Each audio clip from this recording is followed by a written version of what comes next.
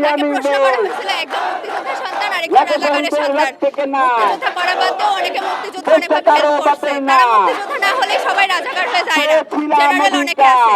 কথা হচ্ছে জেনারেলদেরকে এভাবে রাজাকার সম্বোধন করা যায়। মূল্যায়ন করি যে আমাদের বাংলাদেশে আসলে মেধার যাচাই করা বেশি দরকার, ওটা আমাদের দরকার নাই। এই দেশে যখন মুক্তিযোদ্ধারা যুদ্ধ করেছিল ওরাও চাইছিল একটা বৈষম্য মুক্ত একটা সমাজ চাইছিল। ওরাও চাইছিল যাতে করে আমাদের মুক্তিযোদ্ধাদের সন্তানরা কোটা না বরং মেধার যাচাইয়ে হচ্ছে এই দেশে টিকে থাকুক। আমরাও এটাকে সাপোর্ট করি, এই জন্য আমরা এখানে এসেছি। আমাদের মোটিভ হচ্ছে আমাদের মেধার ভিত্তিতে আমাদেরকে সব জায়গায় নিয়োগ দেওয়া। কোটা সংস্কার আমাদের এখন মেইন কথা, যে আমরা কোটা সংস্কার না হওয়া পর্যন্ত রাজপথ চাপতে চাচ্ছি না। যখন কোটা সংস্কার হবে তখনই আমরা রাজপথ ছেড়ে আমাদের পরের টেবিলে আবার ব্যাক করবো।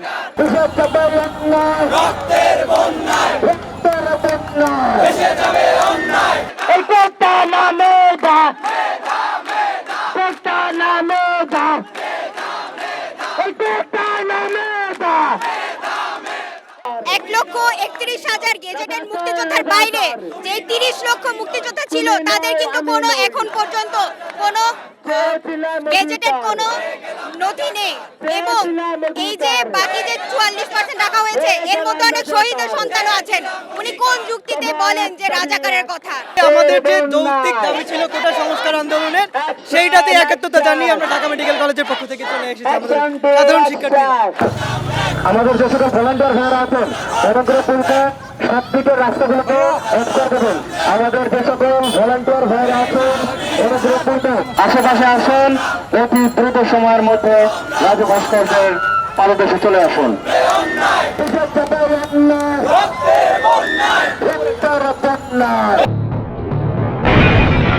সবাই যখন জোয়ারে গা ভাসায়, কেউ কেউ শির দাঁড়া সোজা করে ঘুরে দাঁড়ায়। সময় যেখানে প্রতিনিয়ত হার মেনে নিতে শেখায়, কেউ কেউ চ্যালেঞ্জ ছুড়ে দেয়।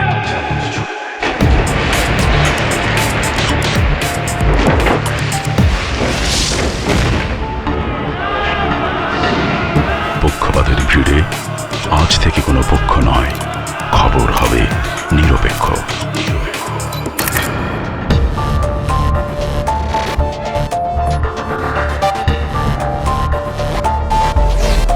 বানোয়াট তথ্যবাদ, খবর হবে নিখাত।